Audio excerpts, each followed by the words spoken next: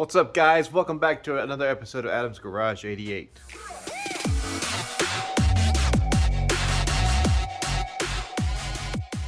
Guys, so Ruby, back at her. It's been a couple weeks. I finally had some time to make a video, so we're going to go through what I have done so far.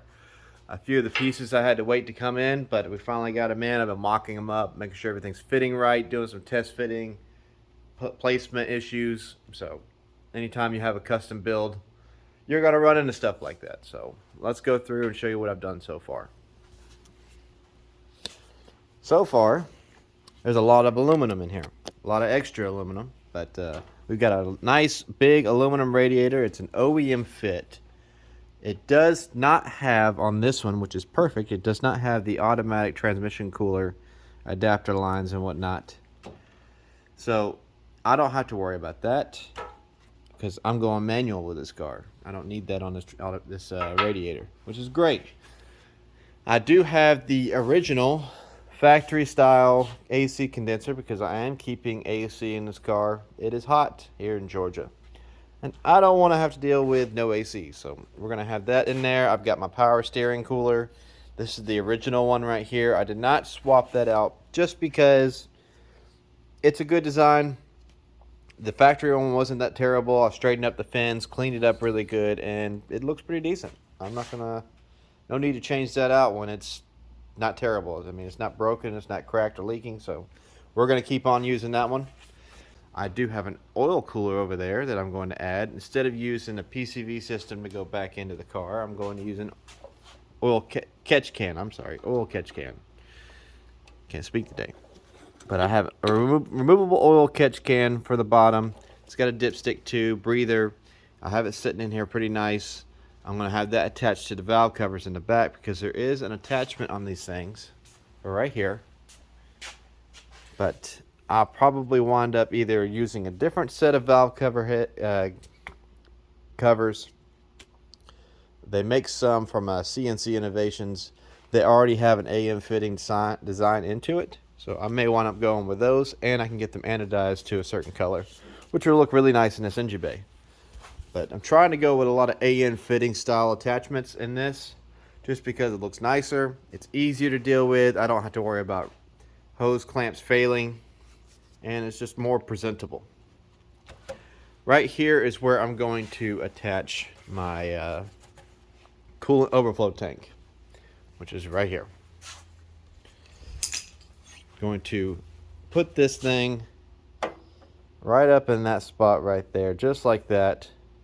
And I'm going to use this bung that you can see right here to attach to the factory, sit still, the factory bleeder tank tube. This is what that is, I believe. It's your bleeder tube for the upper radiator hose. Just because the other ones, everything sat low, so it allowed the air to come up through and come around into your factory reservoir tank. So I'm going to try to continue to keep using that, put that in there. I still have some parts on the table I can't put on yet because I'm painting the control arms a metallic flake silver, just like the power steering. So I'm waiting on stuff like that. I have my intercooler reservoir tank that I'm going to put right here for that bracket, which is sitting way over there. So we're going to put that thing about, I'd probably say about right here. That'd be a best option for it. So it's still straight up and down. So if I put it too close to there, I'm going to block the hole and it would defeat the purpose of the hole. So I'm going to put it right over here. And I think that'll work out just fine. But we're going to have to do some modifications. I also got in the Mishimoto remote oil filter housing that I'm going to have to mount down on the frame rail. I'm thinking about putting it right here outside of the frame rail in the fender area. That way it'll be nice and tucked up right here because this fender liner comes down and I can put it right up in here and access it. So by just making an access cover underneath in the bumper, I can get up in there, take the filter off, drain the oil, and then put it back on. Right here, easy to do. Because the other one was up there in the top, and I didn't really like it sitting there. It was just too busy. So I'm going to put it right there. I'm thinking that it's going to work just fine. If it isn't, I can always make it somewhere else. I have options over there, or over here, or I guess maybe up in here if I need to. We'll figure something out. Shoot, I could probably even put it down in here to have it sitting up to where you just access it right here. But we're going to figure that out. We're going to get that installed eventually. So, old girl's coming along pretty nice. I did have to get the headlight bezels and install them so that I could clear things, because I had issues with clearance over here. I'm going to have the same issue right there. But we're working on getting that done. I do need to tear the engine down. I'm waiting on gaskets and stuff. They're coming. It's just taking forever. Back order. The supercharger, I have that torn apart. As you can see, I have everything gutted. I've been trying to check things, see what I have, see if it's a viable candidate, and it is pretty dang good. You can see my fins are they're not terrible. They got some scratches and whatnot. They can easily be polished out. The coating on it is still there, which is surprising.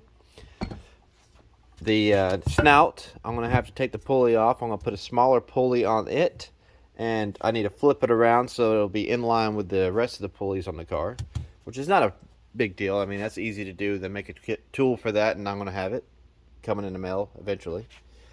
The housing, it's got a little bit of scoring in it. I don't know if you can see it in the camera. Yeah, you can see it right there. Nothing terrible. Nothing that can't be polished out. That's pretty decent. I've seen worse. My silencer holes, that's what these are right here, to keep it a little more quiet. I'm going to fill those things in with some weld. I have my TIG welder underneath the table here. Just got to get some gas. But I'm going to fill those in, and then I'm going to come in here and machine this out right here just a little bit more. Get some of these rough spots pulled away, so it gives a little more flow coming out of it. Coming into it right here, I'm going to work this corners right here, get them smoothed down, and get it to where it sucks air a little bit better in there, so it just smoothly goes right into the blower part of it.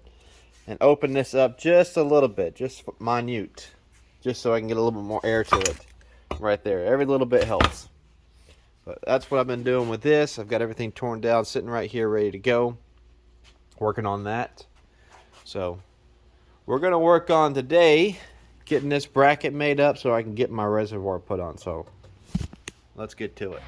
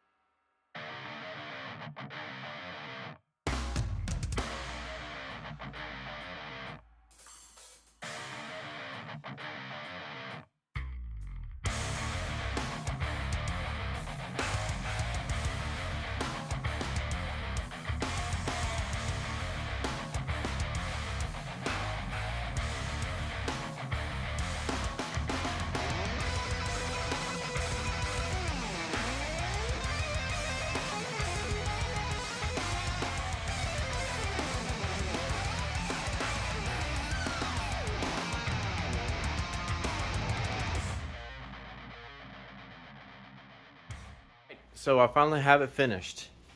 took me a minute. I ran into a bit of a snag. I had to add this piece in right here because this was hitting against the headlight bezel.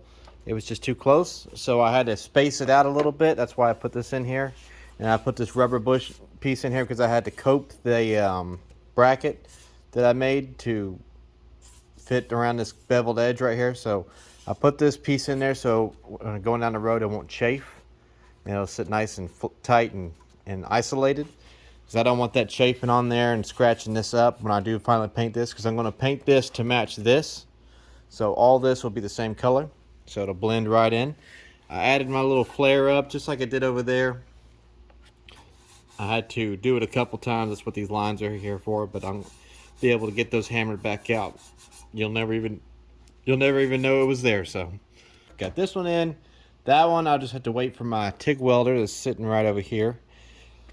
Waiting for the gas to come in. I gotta go get that swapped out because I ran out. But I've got everything else, just waiting for that.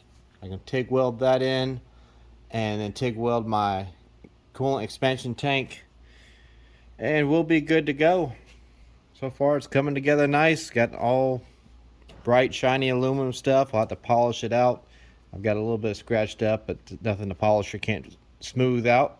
This one, that one, and the reservoir. So working on eventually going to be tearing this thing apart. I'll probably do that in the next video and do some more things to this. I've got to find a spot for the oil remote oil filter, which we'll probably put down there, like I said, on the frame rail.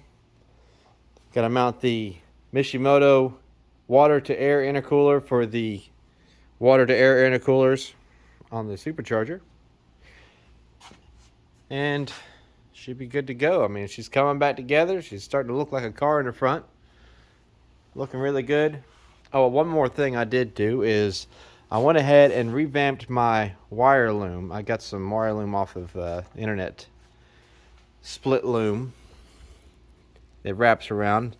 You can get it any size, but I've been dressing it up. I just didn't want it to look like this gaudy looking stuff. Old, 20 years old. So I wanted to look a little more neat since the engine bay is going to be nice and neat.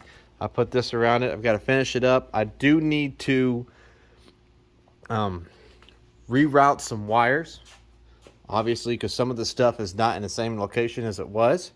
I have the coolant reservoir right here. It's close enough, so I should be able to reuse that existing spot where it was. But some of the stuff over here, I'm going to have to relocate. I'm thinking about relocating some of the stuff over on that was sitting right down in this area. Definitely the auxiliary water pump. I'm going to put that back there. So I'll have to reroute that wire, extend it, and bring it back over there and tuck it in nice. And one other thing I'm sure y'all seen is this right here.